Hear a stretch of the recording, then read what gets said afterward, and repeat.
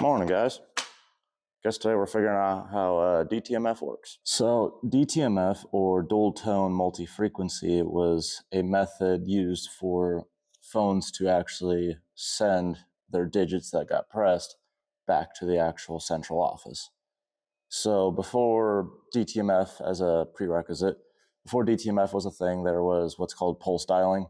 And I was always under the impression that it grounded the line, but actually what it did was every single time you hit a number, let's say you did number 3, what it would do is it would open that line for 3 pulses. If I remember right, it starts at 1 and then goes 1 through 9, then 0 at the very end. So what it does is, and that actually changes based on country. There's some countries that actually do it. Most kept it the same, some do it differently. But then what happens is it literally pulses and opens the line every single time, and the central office has equipment that checks for that. But the problem with that was scalability. It was a very difficult infrastructure. It was not working out too well, and it was just overall more of a difficult way of doing things with the big step-by-step exchanges and stuff like that. The Strowingers, I think is how you pronounce it. I don't remember. He was the first one to come up with one, and that was way back in 1900s or something, early 1900s. Then DTMF was thrown out there when transistors were invented back in 1950. I had the timelines wrong. I had to refresh my memory on it. DTMF, the concept was invented after the transistor was first actualized. Somebody had the idea of what if we use tones to then be the signal for what number's being pressed. And then that way you don't need to have some sort of separate data line. You don't need to have any sort of other method like before of opening and closing the loop to actually send the signal. In 1960 is when I think it actually got fully used, or started actually being used. And then it became everywhere. Back in the day when that was becoming popular, there was a thing called phone phreaking. What they did is because it used the actual tones on the line to actuate numbers, with payphones, a lot of times the only way they worked was actually disconnecting the ability for you to press the buttons on the actual payphone. So what they would do is they would record the sound of the actual buttons being pressed, and then they would play that into the handset, and then the call office, the central office, is always listening for that no matter what. They see the phone come off hook, they're listening for it, just the keypad doesn't work. So by playing that tone back over that, it sees it as the exact same thing, and magically you can complete a call without paying any money. That's why they called it phone phreaking, spelled with a PH, because, well, anything in hacking world seems to want to use a different way of spelling things. What we use is the Haltech HT, or I should say I'm using the Haltech HT 9170B or D. It is the still widely available, actually, DTMF decoder. DTMF was ruled out of most places in between 2016 to 2018. It was pretty much fully stopped used. Some people still used it into the 20s, as always. Some people used it even later than that. But there's probably still some people that still use it in certain small towns. But for the most part, it's been completely ruled out just over modern digital phones because you could have a wide array of infrastructure. The crazy way of how DTMF works, and that's what we're going to really get into before we go over to the bench and actually show how it works, is it runs on the concept of using 2 tones to then send, or set 2 tones overlaid at the same time to then send the code essentially of what number is being pressed. So if you ever, I will show an actual picture of it, but on the actual DTMF decoder, go back to the table, it tells you exactly what happens every time you press a digit. So this is a reference of what it looks like. So DTMF keypads support not only your standard 1 through 90 star pound, they also, which I think there's actually a technical name for it. I mean, it's just a standard, 12 key keypad. It also supports the additional 4 keys on top of that, a 16 key keypad of being A, B, C, and D.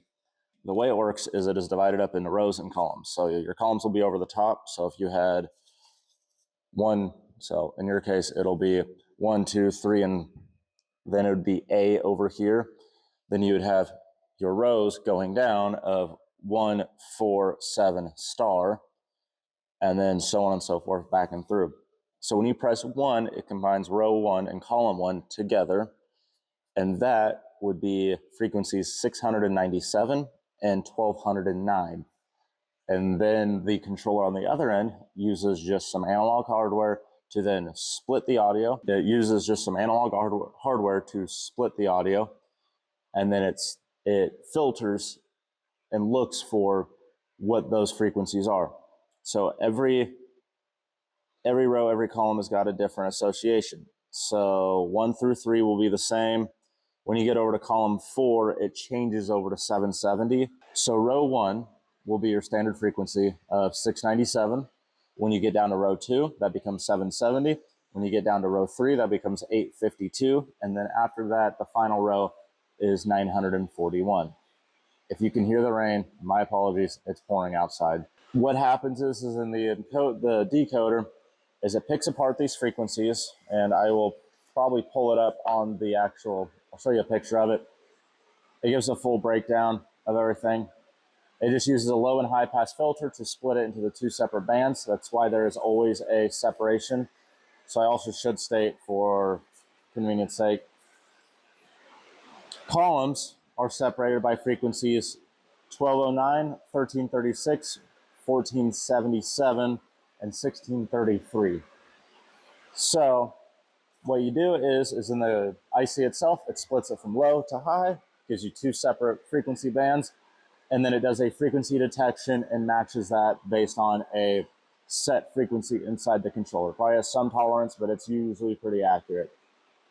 And then it'll always get the number accurate every single time. As long as you build the circuit right, it'll be accurate. And then what it does is it detects that, and then it decodes that, and will actually send a binary output based on what you sent. And that binary output is only spread across 4 bits because that's all you need. And then it'll tell you on the spreadsheet what every single one is, and it's pretty logical that 1 would be 1, 2 would be 2, 3 would be 3, onwards and so forth. Star becomes, after that, the 0 would be 10, star would be 11, pound would be 12, A, B, C, D would be 13, 14, 15, and 16. So now what we need to do is actually build the circuit to test it, and which I already know it works. They work pretty well, pretty robust actually. That is one thing that's very nice about having dedicated hardware. You could do this strictly off an Arduino. You actually could decode the signals and everything off an Arduino. And if you felt like redoing this whole system with using an actual Arduino as on every single control board, you could greatly reduce the amount of I/O lines you have, because you could actually digitize everything into an Arduino and then spit that out and use like an I2C bus. And in your back end, you'd only need your power rails, your different tones, so dial tone, busy tone, reorder tone, and off hook or whatever.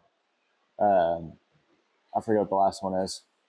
Basically, it's just you have your 4 main tones. There's 4 tones you'll be using, but you'll just need your tones, your I2C line, and your powers, and obviously the ground is a backplane. But that is an option if you really felt like it, and maybe one day if I ever felt like it, I would. But I highly, highly doubt that, because honestly, that seems like way too much work, and I don't feel like it. So, without further ado, we will go over to the bench and actually build what this is. All right, guys, I'm over here at the bench now. Sorry that the breadboard's a little messy. There's some stuff going on. So you remember this part with the off-hook detection, which we still have going, which is that red LED there. But there's a CD4017 that's going to be used for all the sounds and everything, all the different tones and everything, tone generation. I'm going to use it as a clock divider. So that'll be coming soon. That's what those LEDs are for. Just ignore them. What we're interested in is, once I move this out of my way, is this right here. So this is the HT9170. I think I have the D version. Yeah, I do. And I already have it pre-wired. It's pretty hard to actually stab some of this breadboard. It's old. So I just have it pre-wired and ready to go, but I will break it down, what's happening in it. So This is completely built straight off the data sheet using a single line to listen to the frequency coming off the phone. It's pretty basic of how it works. So let's start with the top of the signal path. Over here, you just use a 1 microfarad or 0.1 microfarad capacitor that then is tied into in series into a 100K resistor that connects to pin number 2. And then pins 1 and 4 are tied together. And then you take off of pin 2, connect with a 100K resistor over to pin 3. Now that has to do with splitting the voltage and everything and limiting amount of current that can be passed into this. It doesn't need any current at all. It just needs to listen for frequencies. And then down here, we have our clock.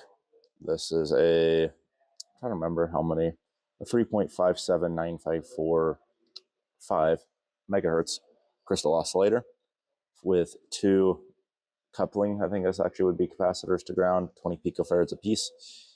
And then ground is coming in here off of the pin 9.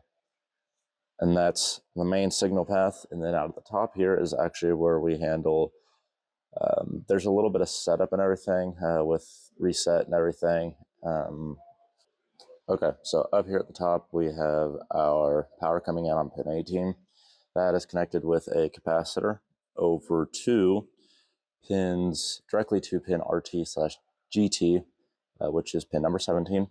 That is for early steering and acquisition of the actual frequency and how it's handling it.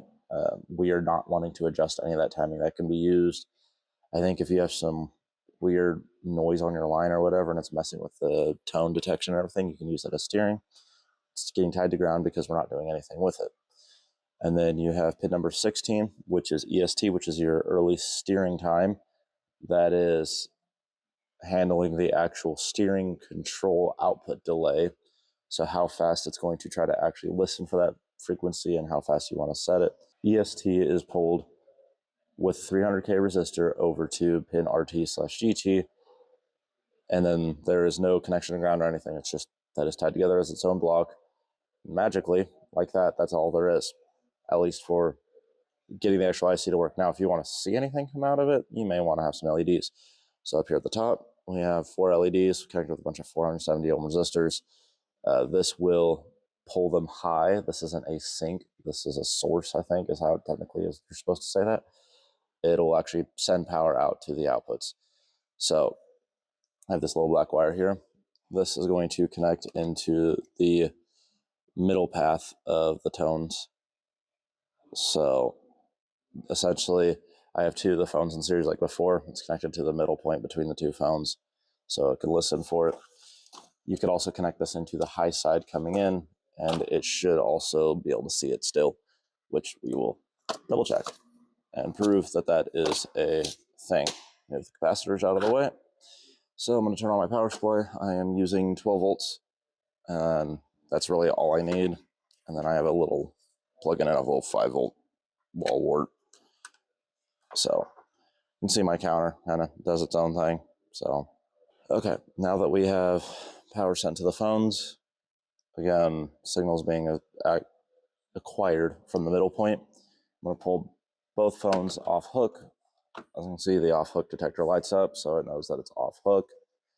And then what we're going to do is I'm going to press 1. As you can see, number 1 lights up. This is kind of reversed. It's going to be right to left because I have the LEDs upside down. So 1, 2, 3, 4, 5, 6, 7, 8, 9, 0, star, down. Simple as that. And if you were to move this over to your power source coming in, right before your voltage drop resistor, it would should work the same. See? So, yeah. And that is the magical world. And if I hold this up to my mic, actually, let me press buttons on this one.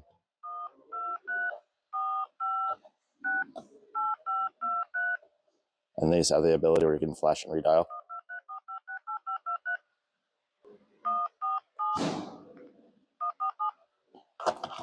So yeah, that's how they work. And as you can see, when I do the flash and redial, this doesn't pick it up. It's too fast for it. I think that's part of the steering control and everything you can adjust. But yeah, that is how this actually works. That's how the core functionality of the off-hook detection works. Hence this whole section of the circuit right here. So now that we have re-engineered this part of the circuit and this part, which we'll get rid of this, not re-engineered, this part was good. Basically now all we need to do is work on is the actual frequency control or the tones, which will be handled with a bunch of 5/5 timers. I'm talking like 5/5 timers. You need 4 different frequencies plus one, which is going to be the clock to drive this as a clock divider, which is going to be for the on-off pulsing of the dual tones. So yeah, and then plus low pass filters, everything like that to then convert it into, or I should say RC filters, to then convert the square wave into a sine wave and yada yada yada. But yeah, I'll do it for the DTMF side. Next we will look at, I believe I'm going to look at doing tones next. I'll analyze which part of this project I want to do next, but it'll probably be working on the tones, which is going to take a second. Got to pull this whole breadboard apart and then go from there. So without further ado, that's going to call it for this video, and I will see you guys in the next one.